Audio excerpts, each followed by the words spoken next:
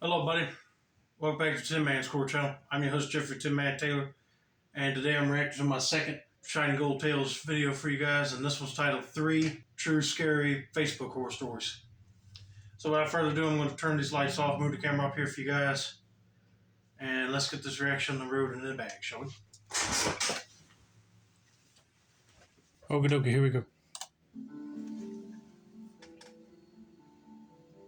When my wife and I first got married, money was tight.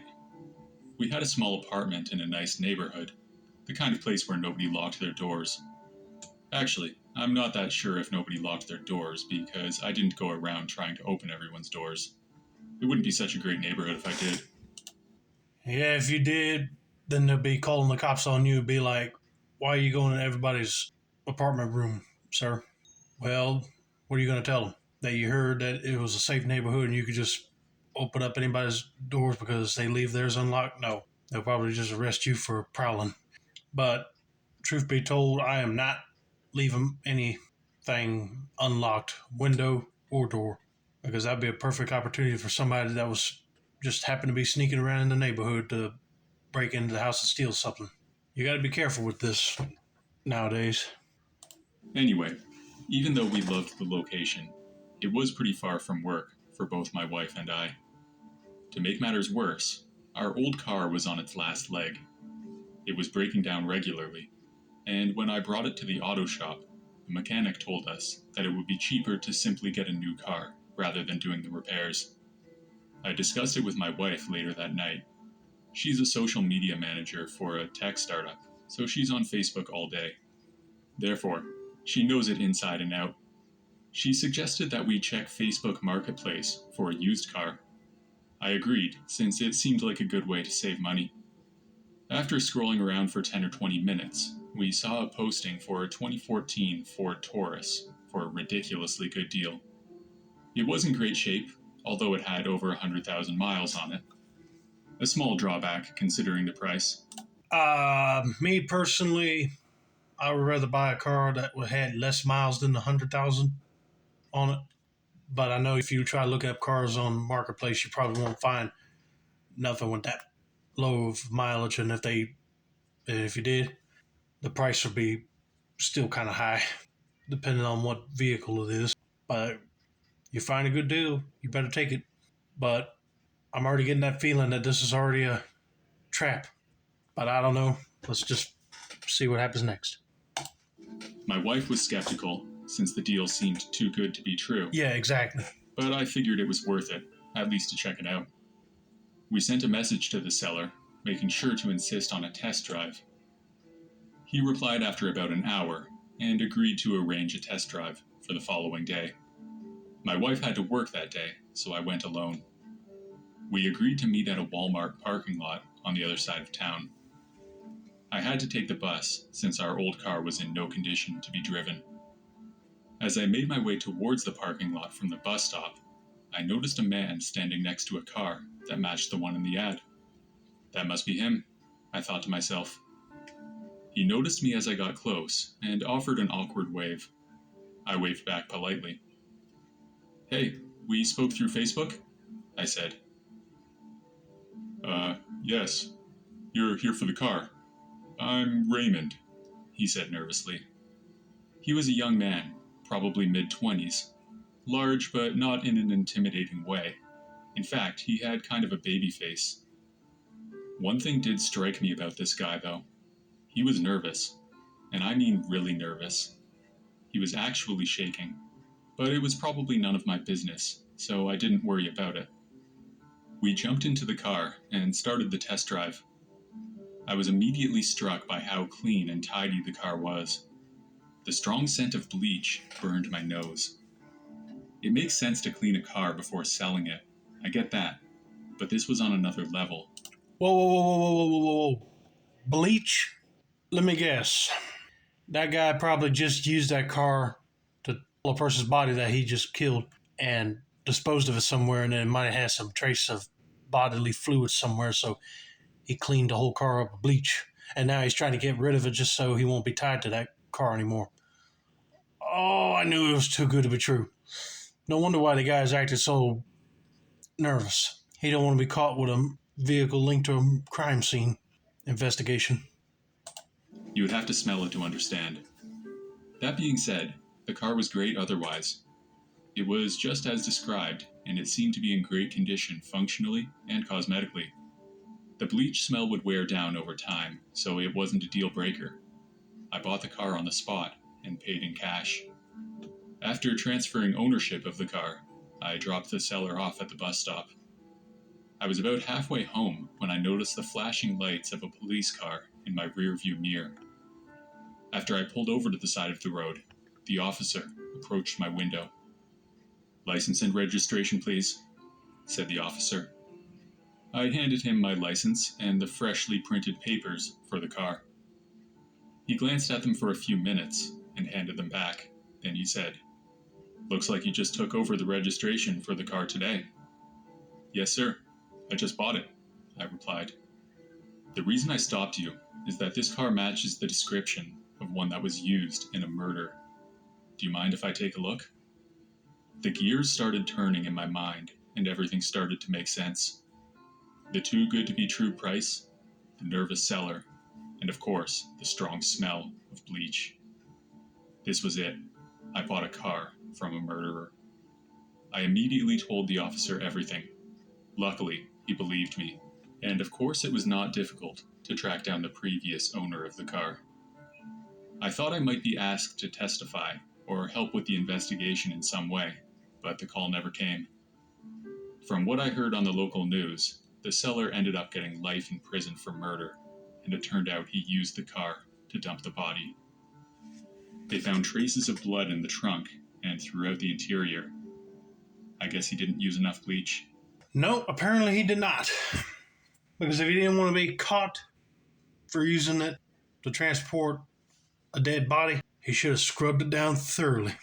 But man, I was getting nervous right here when he said lights shining in his rearview mirror, and I said, "Oh crap, the cops are going to pull him over and probably think he's the guy responsible." But luckily, the cop was smooth with him after he handed the license and registration and told him what went down when he bought the car. I wonder how long that guy kept the car until he got him another one. I know he probably don't want to be holding on to a car that was linked to a murder for such a long period of time. I mean, I wouldn't. After I let the cops do their investigation with it, I'll have it for a little while, and then I'll just probably like sell it at a scrapyard or something just to get rid of it, because I don't want to be driving something that had been linked to a murder.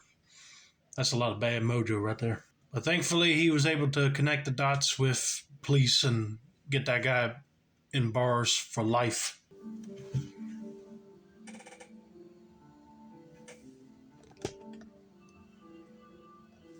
This happened when I was in high school. I went to the largest school in my city. There were at least a few thousand students, so it was easy to get lost. Even until my final year, I would meet people in my class who I swear I had never seen before, only to find out that we'd been going to the same school this whole time. Maybe part of that is on me for not being more social, but that's another story. Facebook was still relatively young back then, and it had just finished taking over my school. I was getting tons of friend requests from my classmates that I'd gotten to know throughout the years. This was back when social media friends were all people who you actually know in real life. First of all, a few thousand students. Phew. I mean, I can't even tell you how many we had. We probably had less than that. If I look through my yearbooks right now, it don't even count as that many. If I was on Facebook, I'm only accepting friends that I'm made through class. I'm not accepting like strange friend requests from people I don't even know. Let me stop rabbling and continue on with this guy's story, shall we? Imagine that. I will have to admit that I did enjoy that little dopamine hit every time I saw a new friend request pop up. And I would eagerly accept each and every one with little consideration. One day, I got a request from a guy named Michael. His profile said that he was a student at my school, and we had a lot of friends in common. I clicked accept, not giving it a second thought, even though I didn't recognize him. Like I said, it was not uncommon for people to pop up who I had never met. If we were classmates, then why not connect on Facebook? few days later, I was doing some homework on my computer. I had Facebook open as usual, and I got a message from Michael. "Hey, how's it going?" he wrote. "Hey, good. How are you?" I replied. We then sent a few messages back and forth, exchanging pleasantries mostly, until I eventually said, "How do we actually know each other?" He said that he went to my school, but didn't give much detail otherwise. We chatted for a while longer, then I called it a night, not getting much homework done. When I woke up the next morning, I walked over to my desk and turned on my computer. I had a ton of new messages, at least 30. I excitedly opened them, but was disturbed to find that they were all from Michael. A bunch of them just said, "Hey," or "Why aren't you answering?" I scrolled through them some more, and they got even more vile. Some that I don't even want to say, even some that were outright threats. After that, I decided to take a closer look at his profile. First off, I noticed that in his profile picture, he looked much older than high school age. He must have been at least 25, with a beard and baseball hat. He might have been one of those high school dropouts, and he's now stalking Facebook just to see who is in his area and he can communicate with. And if you don't respond back to him every so often, he's got to be mad. I think that's what's happening here, but I'm not sure. Well, let's just see how the story goes, shall we? Also, he had lots of pictures, but none of them included anyone that I could recognize from school. Starting to feel suspicious, I looked at our mutual friends so I could ask around at school that day. I went to school, and when lunch hour came, I headed to a spot in the hall where my friends usually meet. It was a wide open square section with lockers on all sides. I talked to some of the people who were friends with Michael on Facebook. Nobody had heard of him. I guess I was not the only one who blindly accepted friend requests from strangers. By then, I was pretty sure that Michael was a creeper, and I was feeling nervous. He knew enough about me that if he wanted to find me, he could. The rest of the day dragged on. I dreaded the thought of checking my Facebook messages. My school had a strict no cell phone policy, so I couldn't check until later. After school, I went home and nervously turned on my computer. I opened Facebook and was surprised to find that Michael's profile was gone. He had deleted it. Part of me was relieved, but in a way, it was even more scary to know that he was out there and I had no way to prove what he had done. I've considered the possibility that it was one of my friends playing a joke, but I don't think so. When I looked through his profile, he did have quite a few pictures and over 200 friends, so it would have taken some effort to put that together. I looked over my shoulder for several months after that, expecting to see him hiding in the bushes or something. Fortunately, that never happened, and I never heard from him again. Well, thank God, because sometimes they might pop back out of nowhere when they find out your phone number and send you a text saying, "I'm back," and start threatening you with blackmail or something. You never know what would happen. But he figured that he was going to get caught if you reported it to either Facebook security or police. So he just deleted his entire account so there won't be no evidence tied back to him. I'm just glad he don't have to deal with that guy no more. Here's a little advice. You're on Facebook, Twitter, Instagram. If somebody asks for a friend request, check their profile before you click accept, because you never know, they might be a total psychopath that just wants to ignore the heck out of you. And if they're okay and you know them, accept them.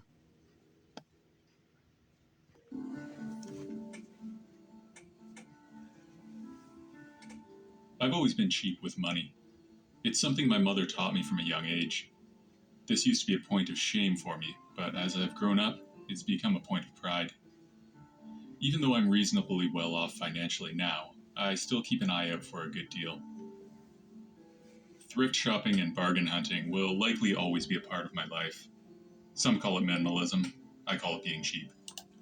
Hey, there ain't nothing wrong with that, because I always find good quality stuff at thrift stores, depending on the item, that is. But if it's clothing and it's ripped on one side, you can patch it up. Simple. At a good price you can't beat nowhere else. That's probably going to be your go-to. because not everybody's going to be well off enough to go to these expensive clothing stores or any other type of shopping destination just to afford all these high tech goods and high tech name brands like Best Buy, Dillard's, Neiman and Marcus, Louis Vuitton, Michael Kors, stuff like that, designer brand stuff. You can't afford all that. If you find something similar to it, but it's cheaper at a thrift shop, get it before it's gone. That's all I'm going to say about that. I use Kijiji and Craigslist, but usually have more luck with Facebook Marketplace. Sometimes I spend hours scrolling through the free section, hoping to find something good. It's very rare to find anything worthwhile in the free section, but there was one exception. I spotted a post for a free mountain bike on Facebook Marketplace. It looked almost new. It had a red frame with nice big tires and those shock absorbers on the front wheel. I'm not much of a cyclist, not much of an athlete at all, to be honest. But I had been meaning to lose a few pounds, and this might be good motivation. I figured I could try it out and either keep it or sell it for a few bucks. I typed a message to the poster and clicked send. No more than a minute later, he replied. He said his name was Alan and that it was still available. He promptly sent his address and also told me to come by at exactly 8:15 p.m. the following day. It seemed a bit odd that he was so precise with the time, but I figured he was just busy. I typed a reply and asked if we could meet in a public place. It's always a good idea to meet someone in public, since you never know who you're dealing with. He replied and said that I needed to pick it up from his house. That was understandable since it was such a good deal. I agreed to meet at his place since it was not far from my work. I finished work at 6 p.m., so I had some time to kill until 8:15, which is when I was going to pick up the bike. I went to a McDonald's for dinner, taking my time in order to run out the clock. However, by the time I finished, it was still only about 7:30. Even though we agreed on 8:15, I figured I would go and see if he was ready. His place was only about 15 minutes away from the McDonald's, so I took off thinking I would be about half an hour early. The neighborhood was quaint. All the houses looked old in a charming way. As I approached his house on the left side of the street, I noticed another car had stopped and a man was getting out. Great, I thought to myself. That must be Alan, just getting home. I walked over to the man and said, "Hi, are you Alan?" No, I thought you were Alan. I'm here for the bike," he replied. Oh, great, I thought. He promised it to someone else. What a waste of time. Just then, the door to the house opened and a large man in his 40s stood in the doorway. He was at least 6 feet tall with a thick build. A sinister grin appeared on his face after I turned to look at him. "Please come in. The bike is waiting," he said. Both of us?" I stuttered. Yes, there are two. Come in and help me get them." The other man and I exchanged uncomfortable looks. At this point, neither of us believed that there was a bike, or two, or whatever. I jumped back into my car and drove away, Alan glaring at me from his front porch. This may not seem like the most terrifying story ever, but if you could see the way Alan was staring at us, it would make your skin crawl. Also, the ad didn't say that there were two bikes, and I believe that he made this up to lure us into his house. His actual plans will remain a mystery, and that's fine with me. He is right. You never know what that guy was planning on. But if you see another guy coming to the residence just to pick up that bike too, I'll be like, oh, forget it. He probably did that just so he could lure in multiple people to kidnap him, probably. You just don't know. But anyway, I hope you guys enjoyed this video. Don't forget to like, subscribe, turn on post notifications for more Shiny Gold Tails reactions like this. This has been another successful installment of the Tin Man Score channel. I'm your host, Jeffrey Tin Man Taylor. I said that's a wrap, and have a nice day.